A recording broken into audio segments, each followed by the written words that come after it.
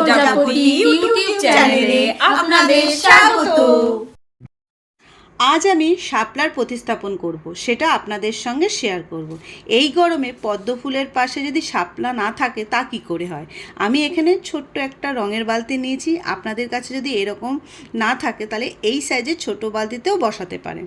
আমি প্রথমে বালতিটাকে একদম নিচে ছোট্ট কন্টেনারে 1 কন্টেনার ভার্মিকম্পোস্ট নিয়ে নেব।